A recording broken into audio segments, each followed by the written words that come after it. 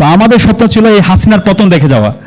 যদি আমি আমার কথা বলি, আমার জীবনের উদ্দেশ্যটাই ছিল এই হাসিনার পতনটা দেখে যাওয়া। আমার সম্পত্তির দরকার নাই, টাকা পয়সার দরকার নাই, গাড়ি বাড়ির দরকার নাই।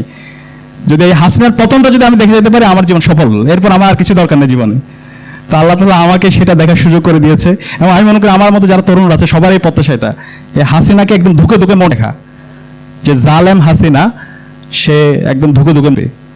তো এই যে জুলাই বিপ্লব, সে জুলাই বিপ্লবের শুরু থেকেই নীতি নির্ধারণ এবং মাঠ পর্যায়ের সমন্বয়ের সাথে আল্লাহ তাআলা আমাকে কাজ করার সুযোগ দিয়েছে।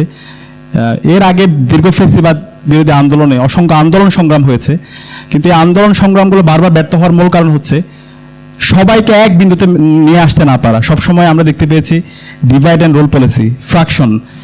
আপনাদের মনে থাকার কথা 13 সালে 14 সালে অসংখ্য আন্দোলন হয়েছে। 13 সালে তো যে আন্দোলনগুলো হয়েছে সেই আন্দোলনগুলোতে যদি সবাই ঐক্যবদ্ধ হতো তাহলে ওই সময় হাসিনা পতন হয়ে যাওয়ার কথা। এই যে আল্লামা দেলোয়ার হোসেন সাঈদী রায় পরবর্তী সারা দেশে কত বড় বড় আন্দোলন হয়েছে। এর পরবর্তীতে যখন 5 মে শাপলায় যখন আলেম ওলামারা একত্রিত হয়েছিল, ওই সময় যদি রাজনৈতিক দলগুলো একত্রিত হয়ে আলেম ওলামাদের সাথে একসাথে আন্দোলন করতো, 6 মে নতুন সূর্য উদিত হতে পারত। কিন্তু ওই সময় আমরা দেখতে পেয়েছি বিভিন্নভাবে এখানকার বিভাজন, রাজনৈতিক দলগুলো একত্রিত হতে পারে নাই, অথবা রাজনৈতিক দলগুলো সামনে তারা একত্রতা পোষণ করলেও পেছনে তারা ইন্টারনালি মেকানিজম করেছে, যে কারণে এই ফেসিবাদটা দীর্ঘায়িত হয়েছে। তো এই আন্দোলন জুলাই বিপ্লবের যদি কথা বলি, জুলাই বিপ্লবের আমরা শুরু থেকে চেয়েছিলাম আমরা সবাইকে একত্রিত করব। আমরা এখানে কেউ ব্যানার নিয়ে যাব না, আমাদের সবার পরিচয় হবে আমরা সবাই মজলুম, আমরা এই জালেম হাসিনার বিরুদ্ধে সবাইকে একত্রিত করব। তো সে আলোকে আন্দোলনের শুরু থেকে সে জায়গায় আমরা খুব সতর্ক ছিলাম।